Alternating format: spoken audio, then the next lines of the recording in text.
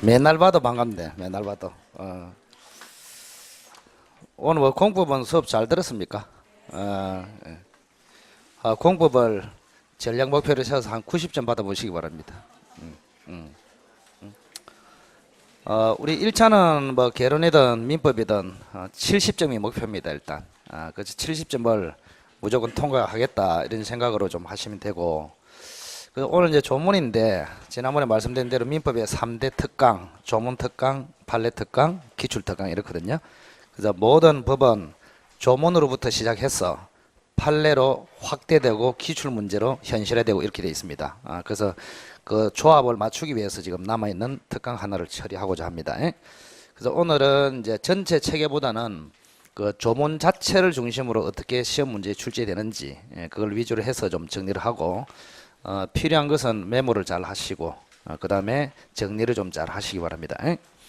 그래서 우선 민법 총칙에는 10문제가 출제가 되거든요. 그래서 출제가 되는데 제가 여기는 시험 문제 나온다 그러면은 좀 체크를 좀 하시고 그 부분을 다음에 요약서하고 또 기출문제하고 파악을 좀 해보시고, 그 여기는 판례가 중요합니다 그러면은 체크를 해놨다가 판례집을 한번 이렇게 참고하시고 그렇게 하시면 됩니다. 우선 99조부터 102조는 그냥 개념상의 문제로서 나눴습니다. 그래서 실제로 시험에 출제되는 것은 아니고 개념상이다 생각하시고, 그리고 뒤에 괄호 안에 답이 다 정답이 붙어 있거든요. 맞죠? 붙어 있기 때문에 너무 그 써 넣는 데 집중하지 마시고 일단은 제가 불러는 보겠습니다. 따라 한번 써 보시고. 자, 99조 1항 토지 및 정착물은 부동산이다. 그래서 부동산 개념은 적극적으로 규정하고 있다. 2항에 부동산 이외의 물건은 동산이다. 그 동산은 소극적 규정 이렇게 이야기합니다. 자, 100조의 주물과 종물은 이제 옆에 써놨죠, 그죠? 주권, 종권, 주계약, 종된계약 같은 원리를 통해서 현실화됩니다. 그래서 이게 주물, 종물은 이제 1번은 개념이고 2번은 효과입니다. 그래서 1번의 개념은 물건의 상용입니다. 상용. 그 상용이란 말이 무슨 뜻입니까? 사람 이름입니까 이게? 상용. 이게 전부 한자예요, 한자. 그러니까 일상생활에 사용하는 이런 뜻입니다. 일상생활에 사용하는 이런 뜻입니다. 물건의 상용에 공하기 위하여, 제공하기 위하여 자기 소유인 다른 물건, 제일 중요한 게 자기 소유입니다. 그래서 주물 종물이 되기 위해서는 자기 소유 주물, 자기 소유 종물 이렇게 돼야 합니다. 자, 그리고 종물은 부합입니까? 부속입니까? 부속입니다. 조심하시고. 만약에 부합이 되어버리면 하나가 되어버립니다. 그래서 주물 종물은 두 개의 물건으로서 상호 연관성이 있다 이런 뜻이거든요. 그래서 부속하게 한 때는 그 부속물은 종물이다 이렇게 됩니다. 자, 이 종물은 주물의 처분에 따른다. 주물이 가는 대로 종물도 간다 이런 뜻입니다.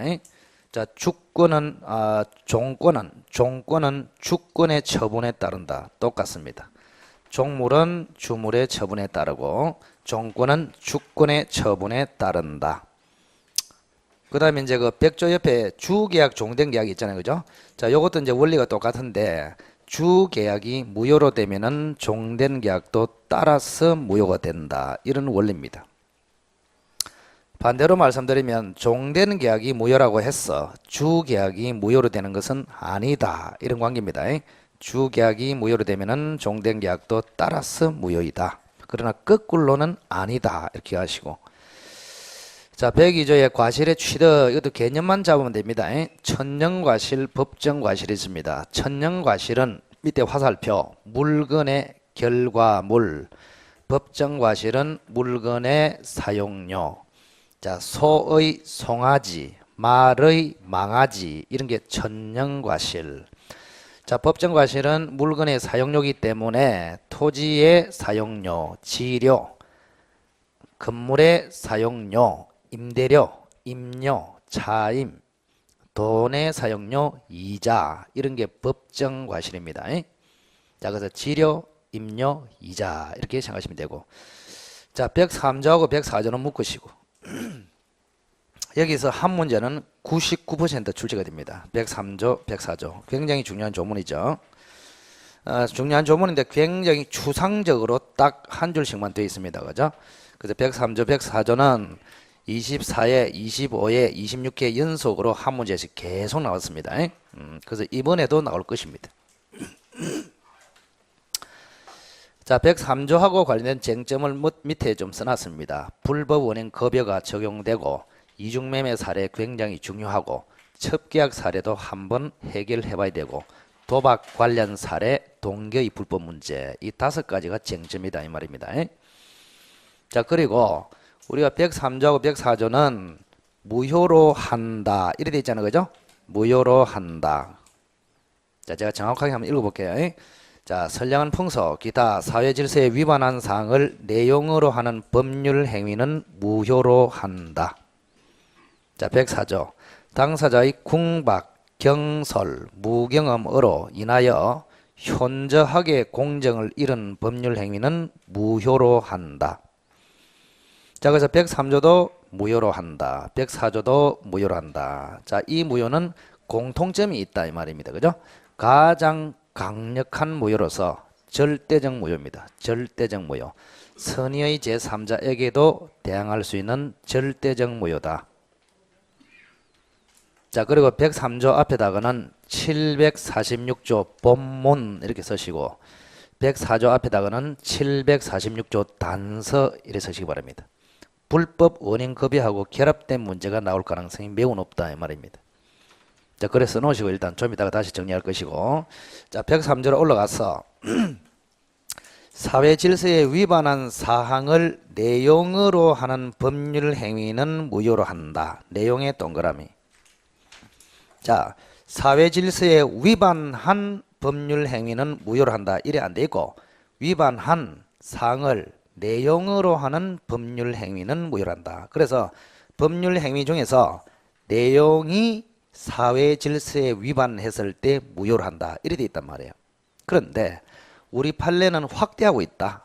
내용뿐 아니고 그 내용에 동그라미 쳤죠. 거기 이제 추가해서 적어야 됩니다. 1번이 내용이고 2번은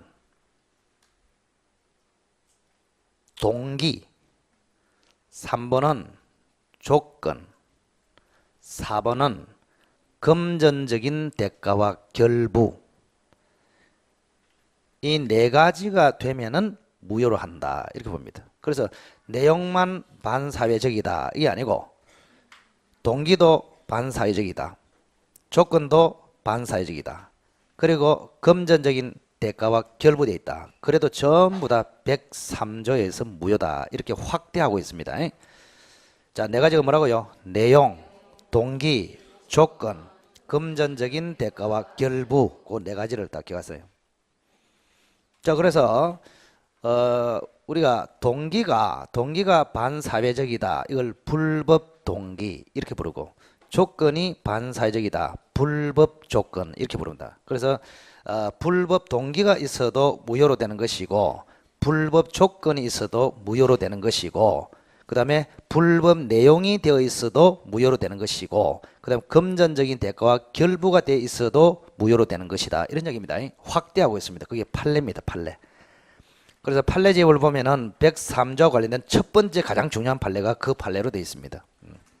물론 생각이 잘 안 나겠지만 물론 앞으로 생각이 날 것이다. 꾸준하게 보시면. 그래서 하여튼간에 뭐가 사회 질서에 위반했을 때 무효로 하느냐 했을 때, 첫째는 내용이, 두 번째는 조건이, 세 번째는 동기가, 그 다음에 네 번째는 금전적인 대가와 결부됨으로써 무효가 된다 이 말입니다. 자, 그걸 좀 기억하시고.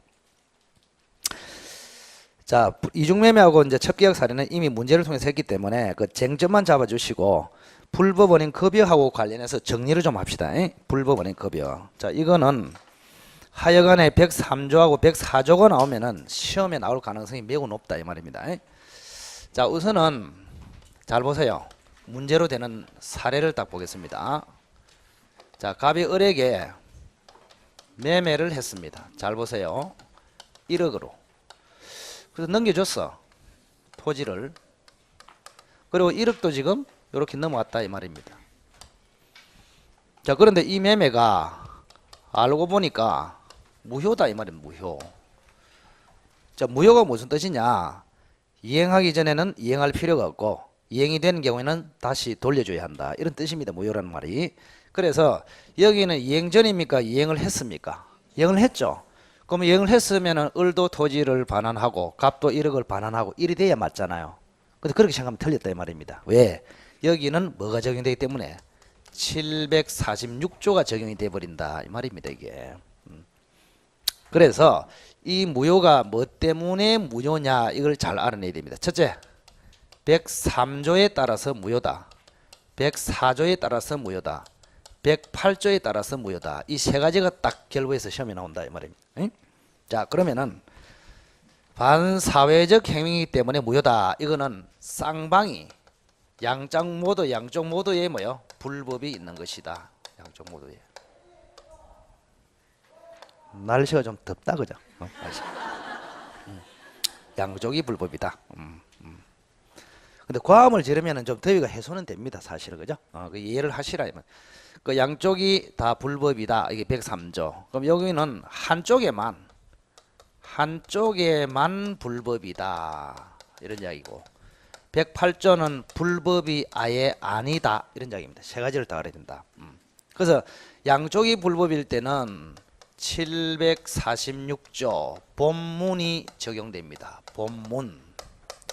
요거는 746조 단서가 적용이 된다 이 말입니다. 자, 본문에는 뭐라 됐냐? 양 당사자 모두 반환 청구를 할 수 있다 못한다 이렇게 돼 있단 말이에요. 그럼 단서는 어떻습니까? 두 가지로 나눕니다. 피해자 불법이 없는 피해자는 뭐 할 수 있고 반환 청구를 할 수 있고 가해자는 반환 청구를 할 수 없고 이렇게 된단 말이에요. 자, 그럼 이제 연습해 보면 되겠죠. 이게 이제 반사회적으로서 무효가 됐습니다. 그래서 만약에 무효다. 갑과 을은 어떻게 토지를 돌려받고 돈을 돌려받습니까? 이렇게 물었을 때는 뭐 때문에 무효냐 이거에 따라서 달라진다 이 말입니다. 103조로서 무효다 그러면은 746조 본문이 적용돼 가지고 갑도 을도 모두 돌려받지 못한다 이래 됩니다. 아시겠죠? 그다음 이게 만약에 104조 불공정으로서 무효다 그러면 누구한테만 불법이 있습니까? 가해자. 그러면 이 사람이 3억이다. 3억을 1억으로 팔았다. 그럼 이 사람이 피해자입니까? 맞죠? 피해자이고 가해자가 돼버린다 이 말입니다. 그럼 가해자에게만 불법이 있고 여기에는 불법이 없다 이 말입니다. 그래서 을은 불법 원인으로 이 1억을 급여했고 갑은 적법 원인으로 토지를 급여했단 말이야. 그래서 을은 불법 원인 급여로서 반환 청구를 못하고 갑은 반환 청구를 할 수 있고 이렇게 됩니다. 자, 그래서 피해자가 누굽니까? 저기서 피해자가 갑이죠.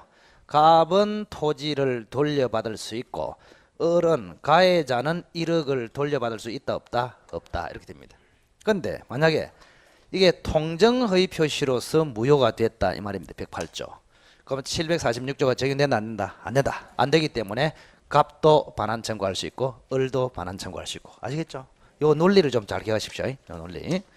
자, 그래서 103조하고 관련해서 출제가 되면은 746조는 반드시 출제가 되기 때문에 그 정리를 해서 좀 하시기 바랍니다.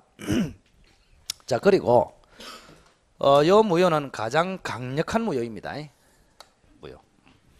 103조하고 104조. 그래서 요 무효는 가장 뭐요? 강력하다. 강력하고 상대적입니까? 절대적입니까? 절대적 무효다. 모든 사람에게 주장할 수 있는 절대적 무효다 이 말입니다. 근데 108조 통정허위 표시 무효는 상대적이다 절대적이다.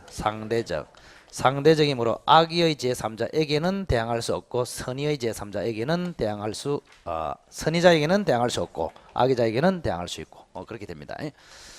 자, 그래서 103조 104조. 그래서 우리가 746조에 불법할 때 불법의 의미는 반사회적이거나 불공정 행위가 됐을 때 불법 그걸 이야기한단 말이에요. 그래서 103조 104조가 아니면은 불법이다 불법이 아니다 아닙니다. 아니에요.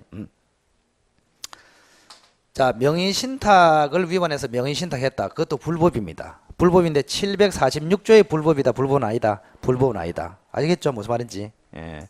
그래서 우리가 법에 위반했다고 해서 746조의 불법에 해당하는 것은 아니단 말이야. 그냥 불법이지 746조의 불법은 아니다. 그러면 746조의 불법이 되기 위해서는 반드시 뭐 해야 된다? 103조, 104조가 관련이 돼야 된다 이 말이에요. 그게 좀 중요하다는 이야기입니다. 자, 그렇게 정리하시고, 자, 그 다음에 이제 거기 103조 핵심에 불법원인 급여 적용 써놨고 이중매매 사례 그거는 이제 참고해서 요약서나 판례집을 통해서 문제로 연습하면 되시고, 자, 첩계약 사례 했었고 도박 관련 사례 요걸 안 했거든요. 도박 관련 사례. 자, 도박 관련 사례가 뭐가 있느냐. 자, 여기 잘 보세요. 중요한 판례가 하나 있습니다. 판례. 도박 관련 사례 판례. 자, 요거를 우리가 확대해서 조금 해야 됩니다. 자, 갑이라는 사람이 집을 한 채 가지고 있습니다. 자, 을하고 도박을 합니다. 도박이 뭔지 아시죠? 그죠? 자, 깔아라, 치자 이거 아닙니까? 도박을 하고 있다.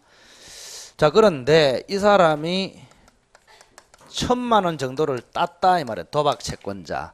이 사람은 1,000만 원을 빚지고 있습니다. 지금. 이렇습니다. 자, 여기서 첫째 정점이 뭐냐. 자, 1,000만 원을 갑은 을에게 갚아야 한다. 안 갚아도 된다. 안 갚아도 되죠. 왜 그렇습니까? 요 도박 관련 행위는 무효이기 때문에, 불법이기 때문에 이러면 안 되지. 나쁜 짓이기 때문에 뭐 돌려줄 필요가 없다 그러면 안 되고, 요게 무효단 말이야. 도박 관련 행위는 반사회적 행위로서 무효다. 무효이기 때문에 이행해야 한다. 이행할 필요가 없다. 이행할 필요 없다. 그래서 갑은 을에게 갚을 필요가 없다 이 말입니다. 갚을 필요가 없어. 그런데 만약에 갚았다. 안 갚아도 되는데 갚아버렸다면은 돌려받을 수는 있다 없다? 없단 말이에요. 왜? 뭐에 걸리기 때문에 역시 746조에 걸리기 때문에 이렇습니다. 그래서 갑하고 을의 도박 관련 행위는 반사회적 행위로서 불법 원인 급여의 불법이 되어버린다. 따라서 이 갑은 불법 원인으로 을에게 1,000만 원 급여했기 때문에 746조에 따라서 반환 청구를 못한다. 이래 됩니다. 그래서 일단 여러분들은 줄 필요는 없지만 이미 줬다면 찾아올 수 있다 없다? 없다. 이런 점들 관계를 기억하시고. 자, 그 다음 두 번째 쟁점이 뭐냐. 자, 지금 이 갑이라는 사람이 을에게 안 갚아도 되는데 갚고자 합니다. 갚으려고 합니다. 왜 갚으려고 하는지는 아시죠? 자기가 안 갚아도 되는데 갚는 것은, 그죠? 이 만약에 갚지 않았다면은 법대로는 했지만은, 그죠? 도박 세계에서는 추방돼 버린단 말이에요. 그래서 그게 더 두렵습니다. 그래서 이 사람은 반드시 갚으려고 노력한다. 갚아야 한다. 안 갚아도 된다. 안 갚아도 된다. 안 갚아도 되는데 뭐요? 반드시 갚으려고 노력하고 있단 말이에요. 근데 갚으려고 하는데 돈이 없어. 그래서 집을 팔아서 지금 돈을 마련해야 된다. 근데 이 갑이라는 사람은 발이 좁아가지고 집을 제값을 받고 못 판단 말이야. 그래서 을한테 부탁을 합니다. 을한테 대리꾼을 딱 줍니다. 좀 집을 좀 팔아와라 이런 식으로. 그래서 을은 좋다. 나는 뭐 체질이 집 파는 것이다. 한번 기다려봐라. 그래서 병한테 지금 집을 매매해서 팔았다 이런 이야기입니다. 결국에는 집이 이쪽으로 왔습니다. 그래서 병은 제3자가 돼버린다 이런 이야기입니다. 이렇게. 자, 결론적으로 이 판례에서는, 그죠? 제3자 병이 소유권을 취득할 수 있습니까? 이렇게 물어온다 이런 이야기입니다. 지금. 자, 그럼 이 경우에 지금 도박하고 관련해서 전부 다 대리권도 줬고 매매도 했고 이렇잖아요. 그죠? 그래서 이런 것들이 도박 관련 행위로서 반사회적으로서 무효가 되느냐 이걸 묻고 있습니다. 지금. 자, 그러면 행동을 잘 보십시오. 지금 첫째, 대리권을 줬죠. 대리권을 하나 줬습니다. 그 다음에 대리 행위를 했죠. 대리 행위를 했다. 그리고 을이 병으로도 돈을 받아가지고, 그죠? 돈을 받아가지고 도박, 잘 보세요. 도박 채권에 충당을 해버렸다 이런 이야기입니다. 충당. 자, 을이 병한테 집을 팔았어. 1억으로 팔았어. 그러면 1억 중에서 얼마를 1,000만 원을 자기 채권에 충당해버렸다 이 말입니다. 그럼 행동을 3개 했습니다. 첫째 뭐였습니까? 수권 행위를 받았고, 대리권 수여 행위를 받았고, 그 다음에 대리 행위를 했고, 그 다음에 도박 채권에 충당했고 이렇습니다. 그래서 우리 판례는 요거는 반사회적 행위가 아니다. 요것도 반사회적 행위가 아니다. 요것만 반사회적이다. 이게 판례입니다. 아시겠죠?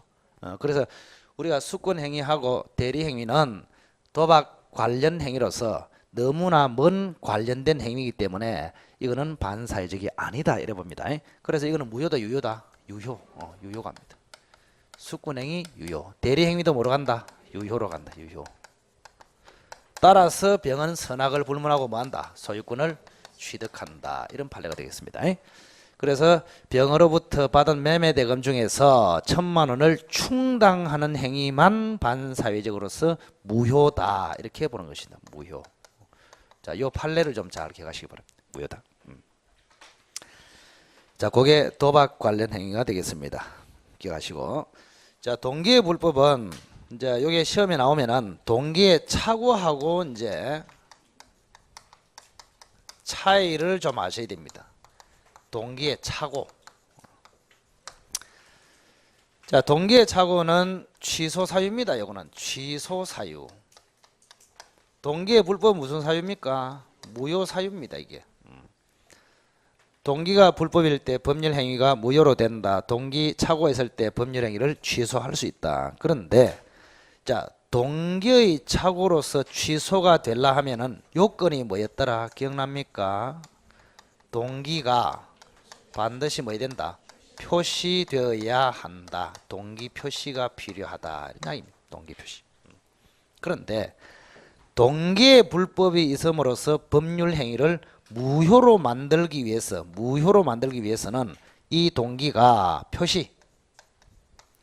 표시가 돼야 한다. 이게 아니에요. 표시가 되거나 상대방에게 알려진 경우 이래 됩니다. 알려진 경우. 좋아지. 그래서 동기의 착오로 취소할 수 있으려면 동기가 표시되어야 한다. 이거로 족합니다. 그런데 동기의 불법이 무효로 만들기 위해서는 불법 동기가 표시되거나 불법 동기가 상대방에게 알려진 경우에도 무효로 간다. 요게 이제 차이가 있더니 알려진 경우에도 무효로 간다. 요 차이를 기억하시기 바랍니다. 간단하게.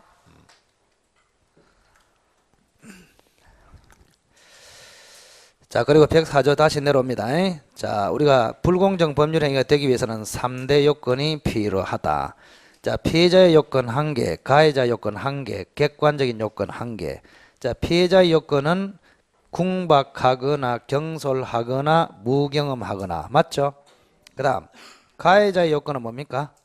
그러한 피해자의 상황을 잘 알면서 이용하려는 의사. 악의 플러스 고의 이래서 됩니다.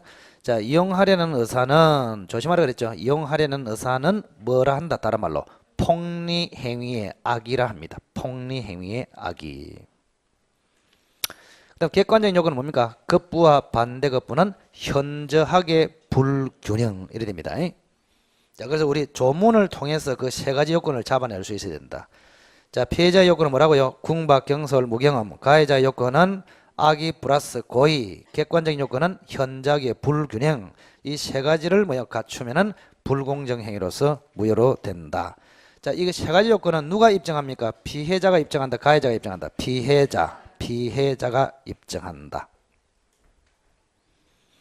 피해자가 모든 조건을 입증한다. 따라서 현저하게 공정을 잃었다고 해서 궁박, 경솔, 무경험으로 추정된다, 안 된다? 안 된다. 추정은 안 됩니다.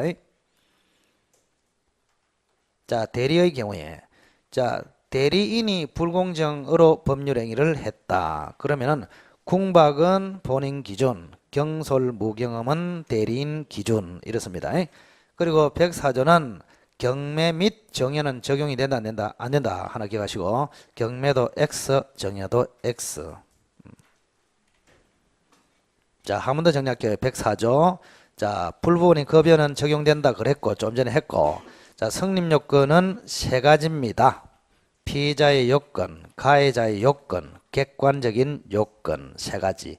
입증 책임은 누구에게 있다? 피해자에게 있다. 그리고 추정 문제.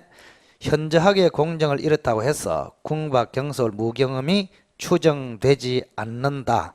따라서 피해자가 세개 요건 모두 입증해야 된다. 이런 얘기입니다. 자, 대리인이 한 경우에는 궁박은 누구를 기준으로? 본인을 기준으로. 경솔, 무경험은 대리인 기준으로. 그래서 불공정 행위는 경매와 정여에는 적용된다, 안 된다? 안 된다. 이 말입니다. 적용이 안 됩니다. 자, 대략 그렇게 좀 정리를 하시고, 그래서 103조하고 104조는 제일 중요한 게 불법 원인 급여가 적용되는 사례, 그걸 좀 잘 기억하시기 바랍니다. 그 다음 105조하고 106조를 묶으세요. 그 옆에다가 법률행위 해석 이렇게 적으시고, 자, 법률행위 해석의 순서는 목, 사, 임신 한번 적어보세요. 자, 법률행위 해석의 순서는 뭐라고요? 목, 사, 임신. 목은 뭡니까? 목적. 사는 사실인 관습. 임은 임의 규정. 신은 신의칙. 이렇습니다. 자, 그래서 목적하고 신의칙은 여기 안 나와 있습니다. 사실인 관습하고 임의 규정만 법조문에 나와 있죠. 자, 105조 한번 읽어볼게요. 법률 행위의 당사자가 선량한 풍속 기타 사회 질서에 관계없는 규정. 자, 사회 질서에 관계없는 규정을 임의 규정이라 합니다. 임의 규정. 그럼 관계 있는 규정은요? 강행 규정. 없는 규정은 임의 규정. 이렇게 됩니다. 그래서 사회 질서에 관계없는 규정, 즉 임의 규정과 다른 의사를 표시한 때는 뭐에 의한다? 의사에 의한다. 그러면은 임의 규정하고 당사자 의사하고 어느 게 앞선다? 당사자 의사. 이런 얘기입니다. 자, 106조 사실인 관습. 사회 질서에 관계없는 규정과 다른 관습이 있는 경우에 당사자 의사가 명확하지 아니한 때는 뭐에 의한다? 관습에 의한다. 관습. 그러면 만약에 당사자 의사가 명확하면은 뭐에 의합니까? 당사자 의사에 의합니다. 그래서 의사가 항상 1등이야. 105조에서도 의사가 1등, 106조에서도 당사자 의사가 명확하면은 당사자 의사가 1등. 근데 명확하지 아니하면은 뭐가? 관습에 의한다. 이렇게 됐습니다. 그래서 결국 명확한 의사가 1등, 관습이 2등, 임의 규정이 3등 이렇게 됩니다. 그게 해석의 기준이다. 기억하시고, 자, 뒤로 넘겨 보겠습니다.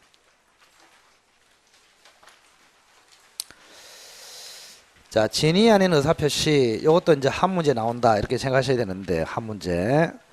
자, 진위 아닌 의사표시는 항상 틀을 좀 잘 기억해야 됩니다. 진위 아닌 의사표시. 딱 나오면 바로 이 사람이 정여할 생각이 없음에도 정여를 했다. 그리고 을이라는 사람은 병한테 다시 넘겼다. 그 병한테 이제 최종적으로 있다. 요거는 제3자이다.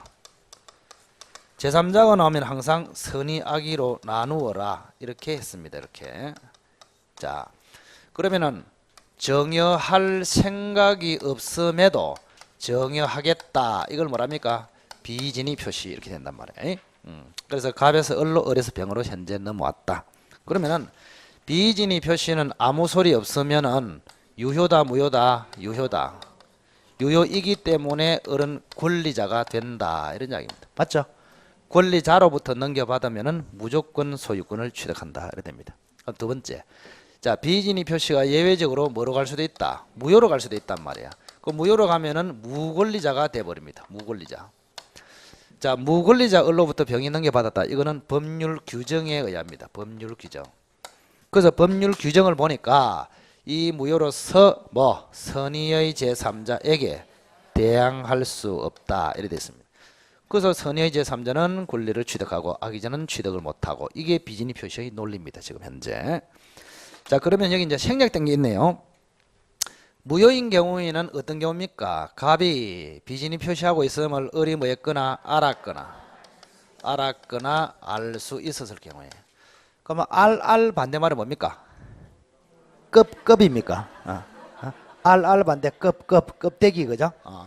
이거는 선의무과실이죠. 선의무과실 그죠? 여기는 악의 또는 과실 이렇습니다. 요 구조를 딱 기억을 하시라 이 말입니다. 그래 해놓고 이제 적용이 안 되는 거 해가지고 신분행위, 신분행위, 그 다음에 단체행위, 그 다음에 공법행위, 그 다음에 소송행위. 적용이 안 되기 때문에 신분행위를 비진의 표시로 하면은 항상 이거는 무효로 가버립니다. 나머지는 비진의 표시로 가면은 항상 유효로 돼버린다. 이런 이야기입니다. 지금. 요 하나만 딱 기억하시고 나머지는 조직을 딱 기억하시고 이렇게 되면 됩니다. 자, 거기 한번 봅시다. 1항. 자, 비진의 표시도 나올 가능성이 많습니다. 지금 작년에 시험에 안 나왔거든요. 25회 때 나오고 작년에 안 나왔습니다. 비진의 의사표시. 자, 1번 의사표시는 표의자가 진이 아님을 알고 한 것이라도 그 효력이 있다. 자, 조문 자체를 좀 기억을 잘 하시기 바랍니다. 이걸 유효라고 합니다.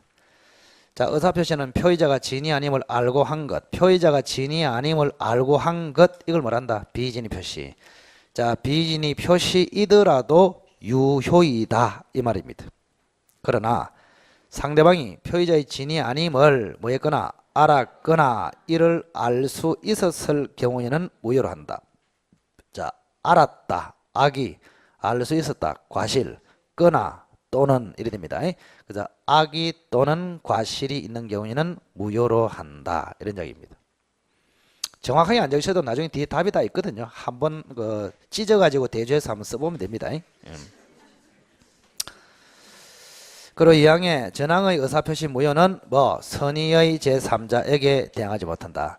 자, 선의의 제3자에게 대항하지 못하는 무효를 뭐란다? 상대적 무효. 선의의 제3자에게 대항할 수 있는 무효를 절대적 무효. 자, 나온 김에 상대적 무효는 몇 개 있습니까? 2개밖에 없습니다. 자, 107조 무효, 108조 무효, 상대적 무효. 이 두 가지 빼놓고는 전부 절대적 무효다. 이렇게 생각하시면 됩니다. 자, 핵심에 보시면 적용 범위는 조금 전에 이야기했습니다.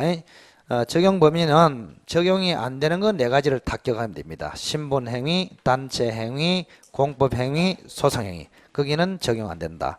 그 다음에 대리권 남용에 107조 1항 단서가 유추 적용됩니다. 대리권 남용. 자, 대리권 남용에 적용된다. 그게 무슨 말인지 봅시다. 자, 여기 한번 보시기 바랍니다. 갑이 본인입니다.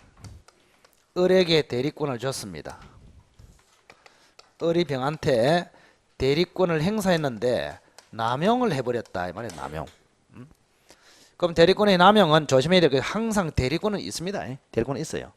대리권이 있기 때문에 아무리 남용을 하더라도 을과 병 사이의 행위는 유효다 이 말이에요. 유효.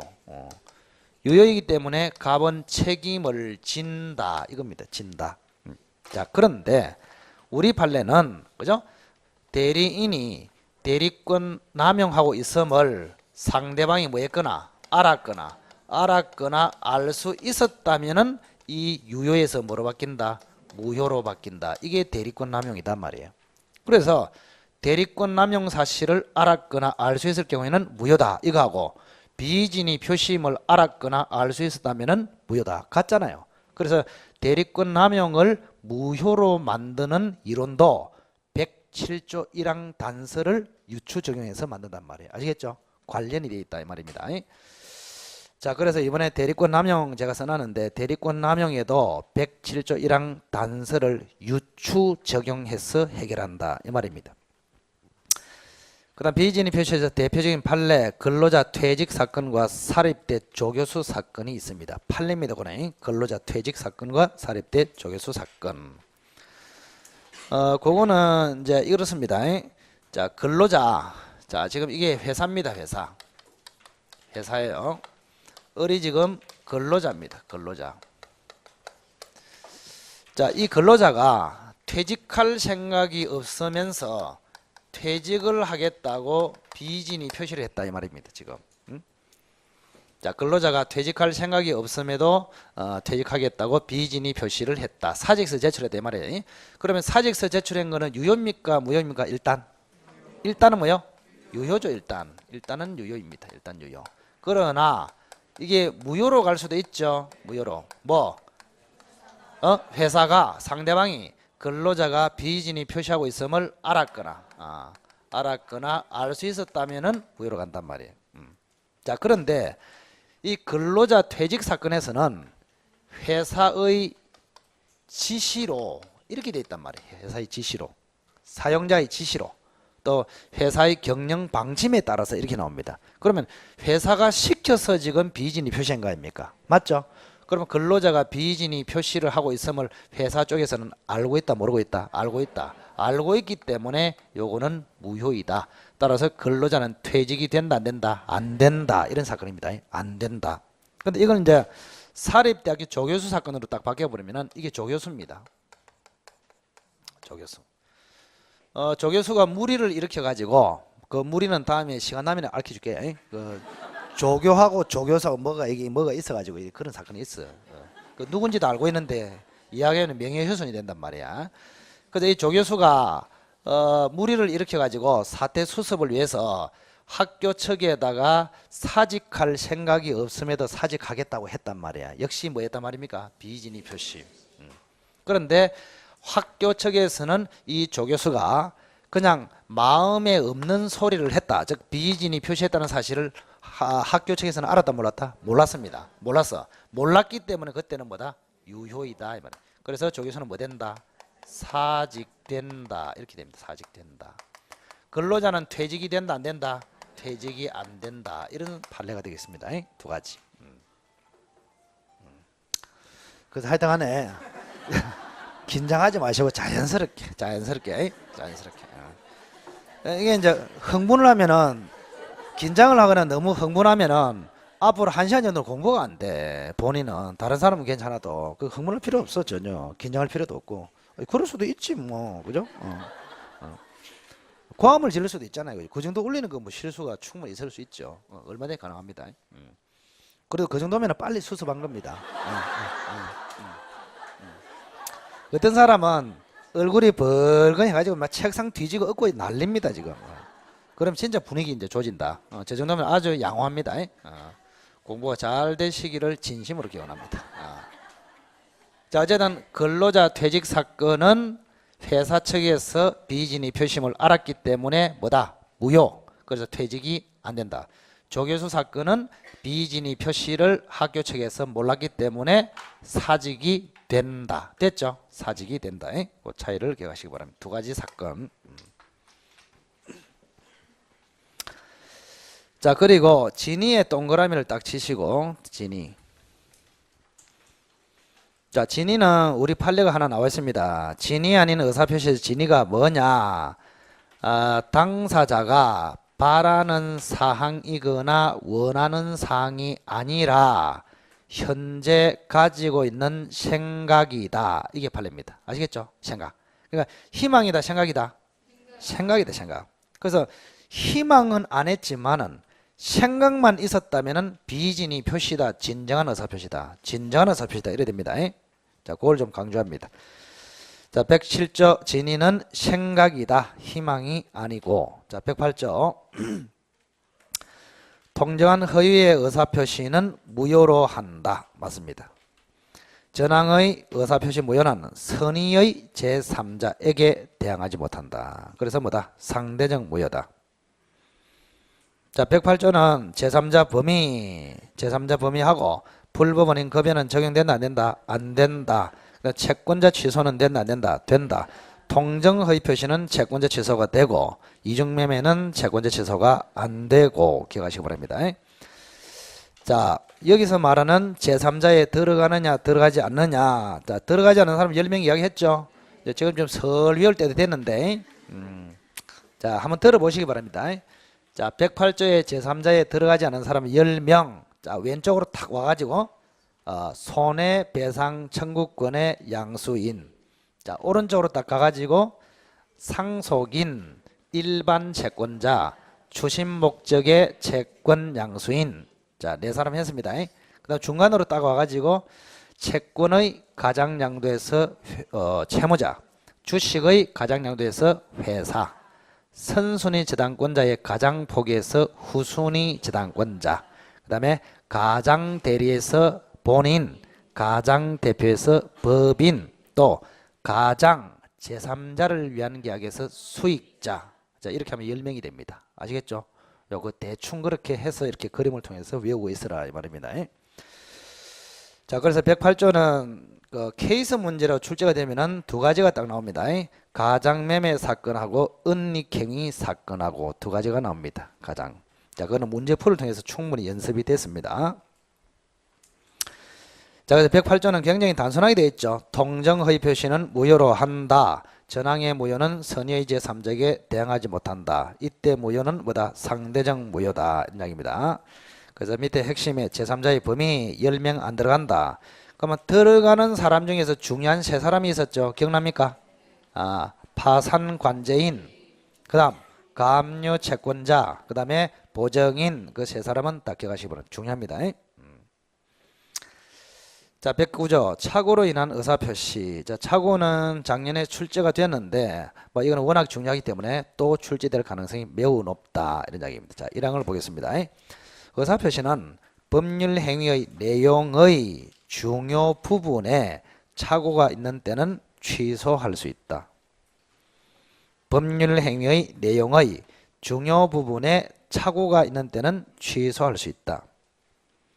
그럼 그거 잘 보면은 내용의 중요 부분 이렇게 되어 있습니다. 그래서 내용에 관해서 착오가 있어야 취소할 수 있다. 이렇게 되어 있단 말이에요. 매매의 내용에 대해서 착오가 있어야 취소할 수 있다. 따라서 매매를 하게 된 동기에 착오가 있을 때는 취소할 수 있다. 이게 규정이 없단 말이에요. 지금 동기의 착오는 규정이 있다 없다? 없습니다. 내용에 착오가 있는데 취소할 수 있다. 이렇게 되어 있습니다. 자, 그래서 1항을 다시 한번 보시면 의사표시는 법률행위 내용의 중요 부분에 착오가 있는 때는 취소할 수 있다. 그러나 그 착오가 표의자의 중대한 과실로 인한 때는 취소하지 못한다. 이렇게 되어 있습니다. 전항의 의사표시 취소는 선의의 제3자에게 대항하지 못한다. 이런 걸 무슨 취소를 한다? 상대적 취소. 상대적 취소. 자, 취소가 나왔으니까 아까 거기 한번 들어보시고 절대적 무효가 많습니까? 상대적 무효가 많습니까? 절대적 무효. 상대적 무효는 두 개밖에 없죠. 비진의 표시 무효, 통정의 표시 무효. 나머지는 전부 절대적 무효. 그럼 취소는 절대적 취소 한 개밖에 없어. 뭐 있을까? 제한 능력자. 행위 무능력에 의한 취소. 그거는 절대적 취소. 나머지 세 개는 상대적 취소. 그 나머지 세 개 뭡니까? 사기, 강박, 착오 이렇습니다. 자, 그래서 무효는 상대적 무효가 두 개밖에 없고 취소는 절대적 취소가 한 개밖에 없다. 그래서 많은 게 원칙이다 이 말입니다. 그래서 무효는 뭐가 원칙이다? 절대적 무효가 원칙. 취소는 상대적 취소가 원칙. 이렇게 됩니다.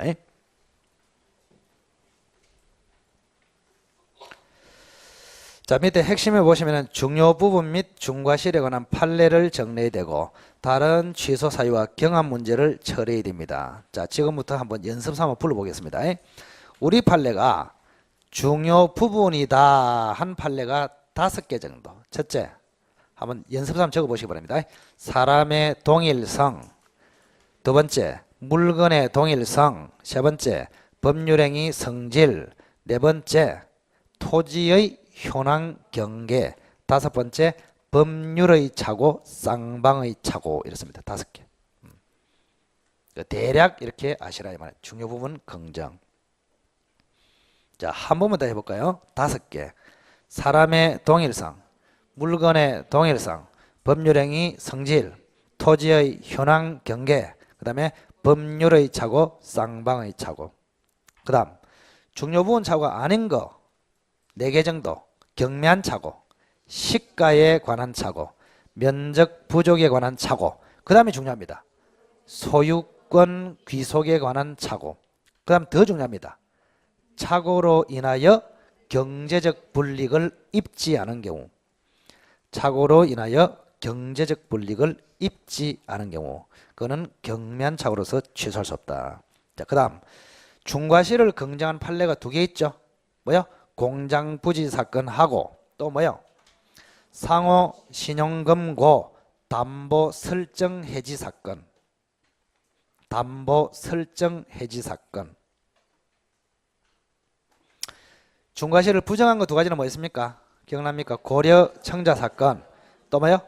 중개사 개입 사건. 중개사 말만 믿고 했을 때는 중과실이 없다 이 말입니다. 그래서 취소할 수 있다 이렇게 됩니다. 자, 그래서 중요 부분 판례 기억하시고 중과실에 관한 판례 기억하시고 자, 다른 취소 사유와 경합 문제 해가지고 옆에 쓰시기 바랍니다.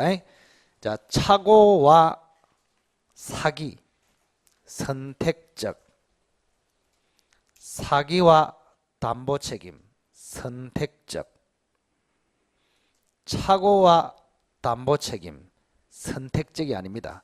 담보 책임으로만 해결합니다. 자, 선택적이란 말은 사기로 취소할 수도 있고 착오로 취소할 수도 있고 사기로 취소할 수도 있고 담보 책임으로 물을 수도 있고 이런 뜻입니다. 선택적이다. 자, 다시 한번 그림으로 그리면 간단하잖아요. 저 같으면 그림 그리게끔 뭐 다 쓰고 있노. 사기가 있고 그죠? 담보 책임이 있고 착오가 있잖아요 지금. 그죠? 자, 사기하고 착오는 뭐다? 선택적이다. 사기하고 담보 책임도 선택적이다. 담보 책임하고 착오는 오로지 뭐요? 담보 책임으로만 처리한다. 이거 아닙니까 지금? 이 삼각구도를 잘 알고 있어야 답을 잘 낼 수 있습니다. 그래서 사기로 취소하거나 착오로 취소하거나 사기로 취소하거나 담보 책임으로 묶거나. 근데 담보 책임과 착오는 담보 책임은 착오의 특별 규정으로 보기 때문에 담보 책임으로만 해결한다. 이런 이야기입니다. 기억하시기 바랍니다.